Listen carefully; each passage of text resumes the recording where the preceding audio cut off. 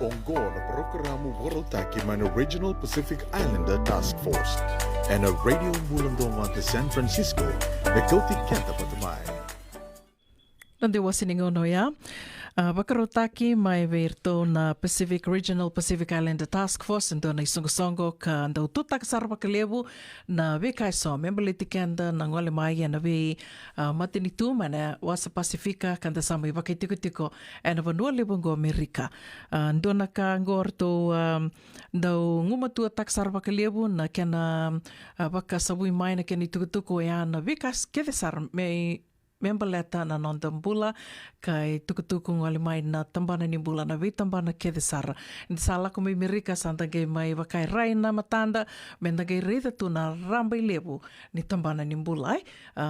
Kala i ubaka sa mataka tiko may bitin inda ngoli nga inda sambata nga da kilangan dala ko ni bula. Kwa sarangaya lilu rebi buniwai o buniwai sangay tukuna mai na tukuna binasi na kamenda misuli weekenda na woni ko dava menda dula babida se duru se senga ia da sala ko me kenda sangue me rida na kena ramba lebu ka tu talenga o ira na kena ndau na ve tambana ke de sar specialist and ko tikunga ko na buniwai me rida no muto tikunga na buniwai me rida na ve kai so na membelit kenda na marama bakatela kena vira na turanga ka ia na dona kair to do tu takabakalebu na Regional Pacific Islander Task Force ngo member leti kanda tiko mai na wasa Pasifika ka wakaidur kina endua na health fair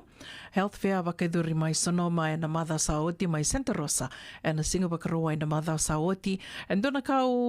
wakandina dina takatiko ngo ni dina ninda sa lebu mai na itoke kanda sa mai wakai tiko Amerika leo enda sa lako tiko mai wakambimbi ni sa leo talangai rangwali tiko mai sararawati tiko mai non-paper sa green card ra mai rangai ngoli tiko mai ka leo rangwali sartinga mai wakamata bubale ya Ongerida ni lebo na kawango e dhaka membaleti kenda na ngole mai na ve matini tutani so kanda ngole mai na bono lebongo Amerika menda sama sanga kina na nondambula gai da senga so tini dando bakanga taka na veka e tu membaleti kenda na tuba sa ambiutu na matinitu na vi programa iso sa mai toya buta kitu membaleti kenda na ngole mai na vi matinitu da sa mai sasangambula Amerika se kenda na immigrants go okatiko kina na baka pepa senga ni baka pepa unge waka ndina takatiko na vida na mbaki ngo na nungu sa mai be garabitiko sa mai takatiko kerto na Regional Pacific Islander Task Force so baka ndina taka ni kenda na itoke e senga so tini da o senga man tini kila yenda senga so tini da baka nga taka baka lebu na vekai tu ka baka rota kitu membaleti kenda senga ninda kai tingo dala ko mai da mai kere se dava senga gona kai sa ambita tu na matini tu me membaleti kenda na ngole mai bango e bukea na nonda mai toya bu na matini tu lebongo se na vano lebongo Amerika o baka dina taka talanga ya na singa baka rawai nirto lewe lima saranga na ito ke to ngole ani ia ira levo na ndui kai o ira na Asia o ira na ka ira mai Mexico kena be matani tuba o ya karasa lako talenga mai vida na tonga na Samoa ira ngole ani ka bakatalenga kino ira sarmandanga na ke Amerika era ngole ani relaki bakainga taka na be na matagali bibu ke keve ka bakarota kitu membaliti kenda ia tu ya na bebu ke membaliti na ngone teko busranga mai be na ngone rasenga isudu ke sona kilani ramai isudu vango era da senga tuni kila i bena bebu ke bena vanua menda era ninda kunia kina na bebu ke ya e bakarota ki to ya ka bakatela kino ir ngoni buli ke bakar sali teko buli ser se muri buli tiko talanga e tu talanga na ka merbu ke kina au tukuna tiko ningo ko maru taka tiko na nungu me wase tiko ya nimbalete niukila ni sa lebu era sa ngole mai green card mai ngole mai bat kena non ramatu bubale karsela lai na ngone ser tiko mai namba kinimbula ni muribuli so esor sa tiko bu mai na primary school so era sa tiko na high school se na secondary school nda kilau kenda iki na high school elementary school high school na be we wuke kede ka rauni nganita na we ambakini mbulango e tiko and do wakarutaki na matangali porokaramu bango ka wakaidori and singa wakaruai. Laki e ada sarani vera nai tambangasi koe rasara ono sanga wulu lako dhake. Waka pepa se senga. E tiko talangana we ka kede sara e rawa ni no wuke ke muni mai na nomuni le lo rai wakabuni wai se senga beka na dhaka baleta ninda kilani lewo no bono ni dhaka e rasa senga ni da turiki no uira na tambangasi ke waka rasa lurai ni rasa toso sara mbimbi toka na non rembaki ndo ndrendre na non rakune na dhaka na caregiving mantanga ka utukuna tikongo ia ke waka do sa tiko e vale ndrendre tiko no bangar dhaka e tu na vanua e rani ra kau yani kina ra ko ra solia na kakana rau kakana mbula me rani kau yani na vanua ndo tiko kina senga ni ndo na kai na wakatarongi ndo wakapepa se senga tiko na mundo insurance se senga ni ndo na kabaya na wakatarongi Ango na kasaranga membaleta na nonda buke o kenda na ngole mai na be matani tu wakambimbi tiko mai na wasa Pasifika kanta samai waka ai tiko ngo Amerika senda samai sasanga tiko na mbula Amerika ya na usutuli ni Regional Pacific Islander Task Force au na game biuta tiko yani na nonda bata ngo na radio mbulando bata Facebook page au na biteni kina na namba ni taliboni na address na vanua so around ni ngole kina gobe kimni na tiko mai na sa waka Sonoma na Sonoma County na Marin County ni tukuna tingo na Sonoma County na Marin County vikim do na sema tiko mai viti ko kila ni releo levo talenga na bumbu na nana na nei karasama tiko ngo Amerika radaka tiko ngo Amerika era tiko e Santa Rosa San Rafael Petaluma ya na vanova ya e rawa ni rangole ni ora oka ke tiko e na Sonoma County ke na Marin County o ya ka bakaruta tiko na bibu kengo membaleti kenda na tiko e na bibu nova ya mai Santa Rosa, mai Petaluma, San Rafael, Sebastopol, Ronald Park, na vivo no kedo ya Kau na gambito tiko yani na namba ni taliboni, kaya kau ni sembera tiko ni lau rai wakabuni wai au sa kere ka waka mamasu ni ngole ani ni le lau rai wakabuni wai e senga ni na tarongi na nomuni pepa si senga e ke waka erto na taronga e ame mbaleta nga merto na kila na bibu ke dava me na solibi ke muni se na tambana dava merto na beauty ke muni kina e senga ni kina ke ni da tarongi ame da sa ripote takisara na immigration e senga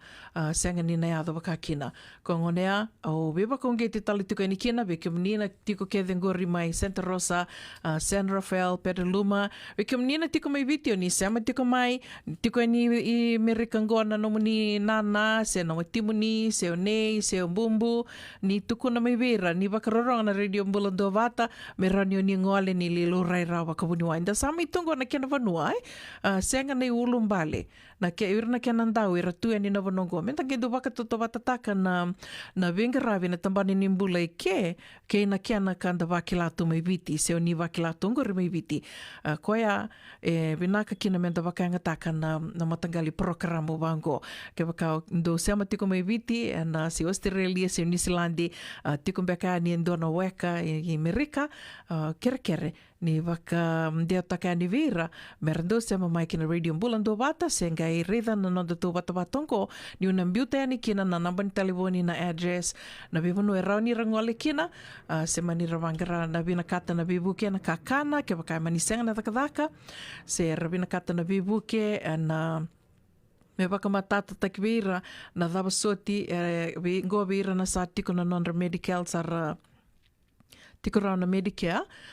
se na Medicare, e rawa talenga ni